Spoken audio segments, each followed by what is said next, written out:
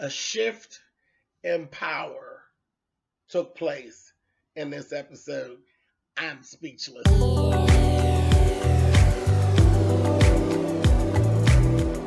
I'm like, come on through, Cookie. I want to put my soapbox. That's basically it. Let's talk about drag and all its forms.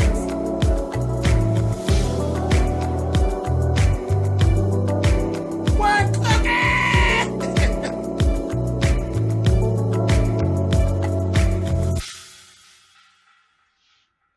Hey guys, thanks so much for clicking on the video. This is going to be my review for HAHN Have Nots Season 5, and this is actually episode 3, I believe it is. Very, very interesting, okay, because like I said, there was a shift in power that really took place, and I'll talk about it, okay? So first off, we come right in. We got David has come into the house. You got Catherine over here. She kind of like slid the knife and whatnot over there. So she's like sitting there. Now remember, she's cut. Veronica's not really, doing any bleeding or anything, because when Catherine cut her, I think she just cut her clothes more so. And then you got Veronica. Catherine completely shifted the power around and started playing victim. It was brilliant. Brilliant. She played this thing so fiercely. She shifted it up, and she's like, no, David, help me. She's lying. She was in here trying to kill me. I don't want to die, David.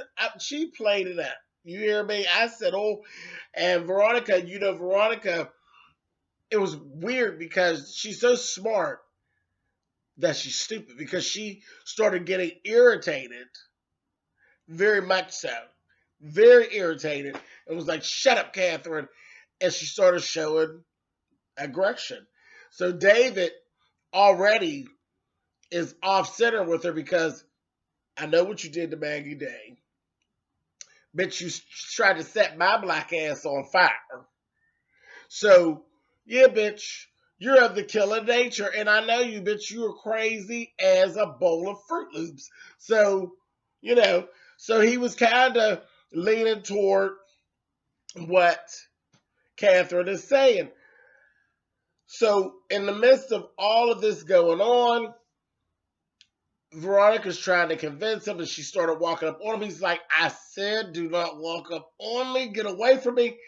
And he trips back over Jennifer's foot and falls onto the couch and looks over, and her ass is over there as dead as a damn doornail. And he's like, who is that? Because it's like she's turned over, and she's been laying there all night long. He said, who is that? And that's what she says, Jennifer Salazar. So, he's like done with it. Like, but you just run around killing off all my little girlfriends, honey. So Catherine throws a dart in that. You know how she thought she liked you, David, and all of that, and she wanted to get rid of her. She killed her. She shot her. She did it, David. She did it. I said, oh, Catherine, you stinking bitch. I love it. So she was going through all this. I said, oh my God, this is just too much. This is just great. So she goes through all those little changes. The phone rings. It's Jim. Jim has gotten out of jail. He says, okay, cool, no problem. Told Jim, get here immediately. Don't let Lloyd bring you in the house. Have Lloyd drop you off, and you come on in the house. So Jim's trying to figure out, like, what the hell's going on? He's like, just do it. Just come on. So David's like, we're not doing anything. Veronica's like, I'm leaving. I'm getting out of here. I've been here all night long. She had me locked up in here. And Catherine kept saying, no, David, call the police. Call the police. He's like, no, I'm not doing anything till Jim gets here. So I fought it first myself. I was like, child, what you always gotta wait on Jim, child? Honey, why did he say that, honey? And Veronica went into this old Bojangles act that said, no, we can't do nothing. We got to wait for the boss man. I said, oh, no, she didn't, honey. So now she's over there acting all crazy again. And Dave was looking at her like, crazy bitch, and she's going through all this. I mean, she's just jumping through all these emotions, and we're sitting there just watching Veronica become completely fucking unglued. They're having this conversation back and forth, back and forth, back and forth. Then it ends up coming up. David says something about Maggie Day. Remember, Catherine didn't know about Maggie Day. She's like, what about Maggie Day? You killed her too. I said, oh. So then they went back and forth. Then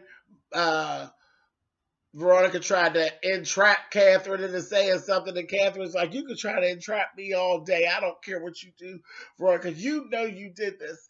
You're a liar. You did it. She said, I'm going to do it now, and I'm going to continue to do it all day while we're in court. You don't want to play this game with me, Catherine. She was like, David, can we call the police? I don't want to die. I said, oh, honey. That Catherine is too much. She is too much, honey. So let's skip off of them for a minute, and then we're gonna come back. So they're playing that little mind game back and forth. Okay, so another shift in power. What the fuck is up with Erica? Did you all notice? This was crazy to me. Erica calls Candace. Candace is very uninterested and what Erica's talking about right now. She's trying to talk to her, like basically catch up with her about the little gossip about what she got going on with David. Candace ain't trying to hear it. But she ain't trying to tell Erica the details of what's going on over at her house either. So they're kind of going back and forth. Then Erica's kind of trying to like pull information from Candace. Then all of a sudden I'm looking at Erica. Erica starts to look a little suspect. Her conversation ain't right. Candace kind of busted her in a little twist up and a little line of conversation. And I'm like, what's going on with Erica? Erica, what the fuck's going on, bitch? Then she says, Ward's getting out of jail. Candace's like, how you know that? How you know that, bitch? And she's like, oh, I got friends down at the jail, and they just said, well, what time is he getting out? Oh, well, I don't know, but it's soon. I was like, See, way back in the beginning when Erica first came in, I didn't trust her, but then she kind of won me over. And now I'm like, oh, did I let this bitch slip one in on me? Because her whole demeanor went right. Her demeanor went right. Her demeanor was giving me slick, sliding. Something was up with that. Something wasn't right with that. Her whole demeanor was real suspect. Y'all leave it in the comments and tell me if y'all noticed. I thought she was very, very suspect. So we had that going on. Candace is in the car, sitting there. Oscar pops in the car. And she's like, if you don't get the fuck out of here, he's like, well, wait a minute, no. So he's trying to tell her about this Mark. And I think the Mark is actually that guy that's running for president. But Candace is like hearing nothing. She's like, get out of here before I kick your ass. And she told me, I'm going to holler and get the police to come over. Get your ass out of here. So he's like, all right, I'll just call me. So he gets out the car and goes. And then she's saying, I need this money though. I was like, I'm going to be mad with that whole plot. I'm telling you now. I'm going to be mad with that whole thing. I know I am. Okay, so then we got this whole thing. with Jeffrey. Here we go with another power switch. So Jeffrey ends up calling Candace. They're going back and forth. And then Candace has Jeffrey do a three-way call to call Justin in the house. Justin's going to fuck off on the phone, telling Jeffrey that bitch, so forth and so on, talk about Candace. And Candace is on the phone, and she was like, really? He's like, who is this? Is that bitch that you talking about? And the damn Jeffrey's like, Jess, I was trying to tell you, but you just like went the fuck off. So they're going on back and forth. Then the next thing I know, old Tim and Jeffrey was handling shit.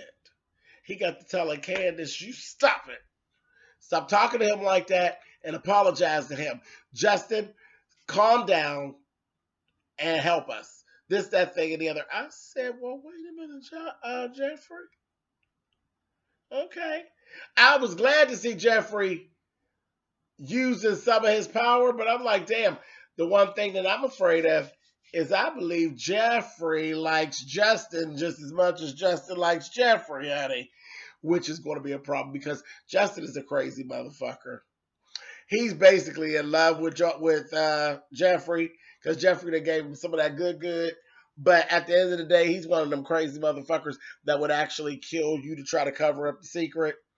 Child, I don't want nobody to love me to death, okay? Not at all. So, their little dynamic, I said, oh my gosh. So that was that. Then he finally gets off the phone, and then Candace and Jeffrey are talking, and she said something, and then Jeffrey still was up in it, baby, and told her, when we deal with him, we will deal with him the way I deal with it. I said, oh. And Candace was like, well, all right, bitch. Said, yeah, girl, you done made another a pawn, honey. He acts like you. He's a bitch. Said, all right. He's still over at that damn hospital dealing with that stupid ass, hide up motherfucking junkie fucking Wyatt. I'm so sick of him. So sick of him. He done got all dressed. He ready to go home. Ready to go home. I said, child, he's just too much. Too much. Okay, so here we go with some corny Tyler Perry land stuff that was about to piss me off. Justin goes and gets a red marker out of the kitchen cabinet. Goes out to the jacuzzi. Uses the marker, writes on the jacuzzi, and says, does this look like DNA? You know good and motherfucking well. Good and well. A red Bic permanent marker does not look like DNA. Stop. But whatever. So he has them lift the jacuzzi cover off, and they put the jacuzzi cover, they laid it down over top of where Quincy's actually buried. And they're saying, let's call for forensics. Really? Really? Whatever. And I guess Tyler ain't thinking when forensics come, they're going to see the blood splatter and all that in the house too, right? They're going to see all that shit. Whatever. Whatever, Tyler. Okay. Whatever. That was just a bit too corny for me. Yeah, I wasn't using that. Okay, so let's talk about Mitch. So Mitch goes to see Benny. And the more I see Mitch now, the more I likes that damn Mitch. Mitch is all right.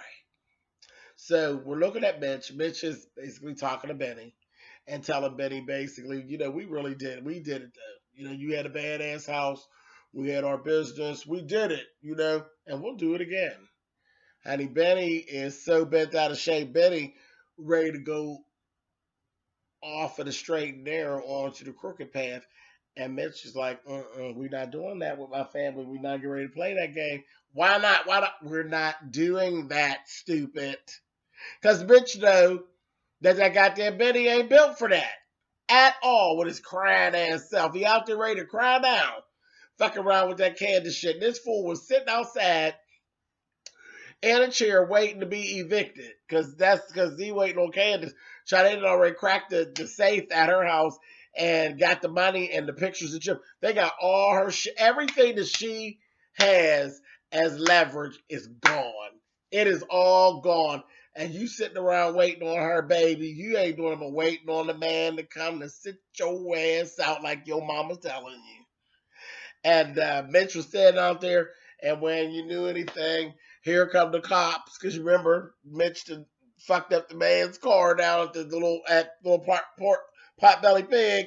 He done fucked up his shit down there at the tow yard. So they come to get Mitch, and I said, "Oh, y'all some dirty motherfuckers, Tyler." When they were standing there, and Mitch said, "What you want to bet they're gonna come up here and they're gonna automatically think that you're Mitch?" And didn't they come up and say, "Are you Mitch Malone?"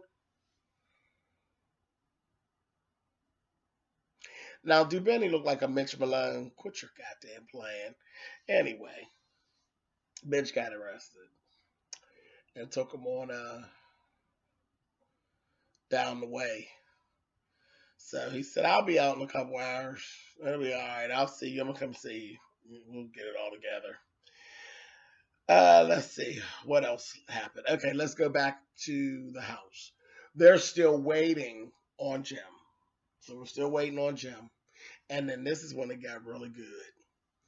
They continued on and they continued on and continued on, and Catherine continued on, and she knew what she was doing. And she kept on until she ended up ungluing Veronica altogether, and David knew it was happening. He was like, "Catherine, you're seeing it for yourself, and stop it." She was going through the dish. She went into this conspiracy thing. She said, "Wait a minute. Are you all in this together? Are you all trying to pin this on me? You all are in this." And that bitch started getting just as mad. And Catherine was steadily just kept digging and kept digging and kept digging. I said, "Oh, Catherine." And Catherine just kept on until she got all the way unglued, and then she said, "See, David, look." She said, "Honey," and they looked down, honey, and they locked eyes on that gun, and it was on the couch right by Veronica, honey, and David went to leap to get the gun, honey, and Veronica grabbed the gun, baby, and got the hell to my gunpoint. I said, "Bingo, just got your motherfucking prints on the gun, you dumb bitch." And she holding David and goddamn Catherine at gunpoint. Crazier than a motherfucking road lizard. I said, "Here we go." And Catherine was like, "What are you going to do now, Veronica? You going to kill me too?" Catherine played the shit out of Veronica. It was great. It was absolutely brilliant. Absolutely brilliant. Catherine, oh, you dirty, dirty bitch. I love it, honey. Anyway, this was really good. And that's where it actually ended at. I can't wait till next week. All right, guys. I'll talk to you guys later. Bye.